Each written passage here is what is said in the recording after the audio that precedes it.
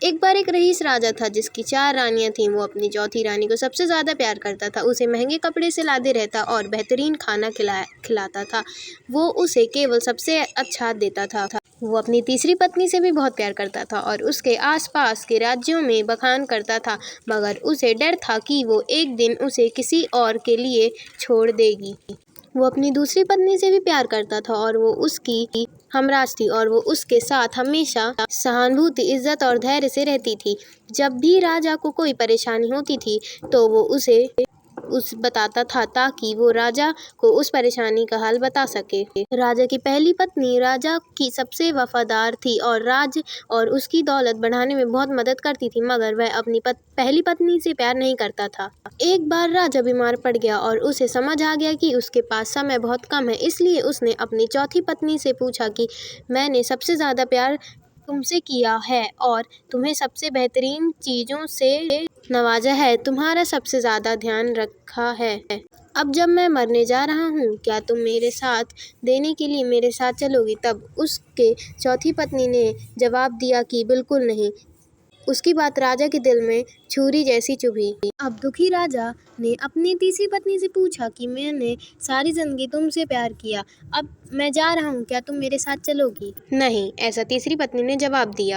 जिंदगी बहुत अच्छी है और जब तुम मरोगे तो मैं दोबारा से शादी करूंगी। अब राजा का दिल बैठ गया था और वो अब ठंडा पड़ गया था। फिर उसने अपनी दूसरी पत्नी से पूछा, मैंने हमेशा ज़रूरत के वक्त तुमसे मदद मांगी और तुमने भी हमेशा मेरे साथ भी दिया, लेकिन अब जब मैं मरूंगा क्या तुम मेरे साथ आओगी? माफ़ करना, इस बार मैं तुम्हारी मदद नहीं कर सकती। दूसरी पत्नी ने जवाब दिया, ज़्यादा से ज़्यादा मैं तुम्हें तुम्हारी कब्र तक छोड़ सकती हूँ। उसका जवाब बिजली की तरह राजा को लगा और वो बेहद दुखी हो गया। तभी एक आवाज़ आई, मैं आपके साथ चलूँगी और जहाँ आप जाएंगे वहाँ आपके साथ चलूँगी। राजा ने अपनी नज़र घुमाई तो उसकी पहली पत्नी खड़ी थी। वो बेहद कमज़ोर थी क्योंकि वो खाती नहीं थी। दुख से भरकर राजा ने कहा कि जब मेरे पास मौका था तब मुझे तुम्हारा बेहतर ध्यान रखना चाहिए था। दोस्तों, इस कहानी से हमें यह सीखने को मिलता है कि हमारी चौथी पत्नी हमारा शरीर है। हम चाहे इसे सजाने धजाने में कितना भी दिल लगाएं, मृत्यु के समय ये हमें छोड़ जाएगा। हमारी तीसरी पत्नी हमारी संपत्ति, दर्जा और दौलत है।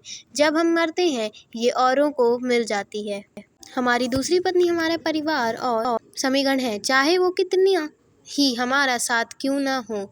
ज़्यादा से ज़्यादा वो हमारे साथ शमशान तक ही आ जाएंगे, पर उससे आगे नहीं। हमारी पहली पत्नी हमारी आत्मा है जो अक्सर दौलत, ताकत और अहंकार से सलह बेध्यान हो जाती है, मगर हमारी आत्मा ही एक ऐसी है जो जहाँ हम जाएंगे वहाँ तक जाएगी। इसलिए उसे उपजाएं, ताकतवर बनाएं और उसका आज से ही ध्यान रखें। यही दुनिया में आपका सबसे बड़ा तोहफा है।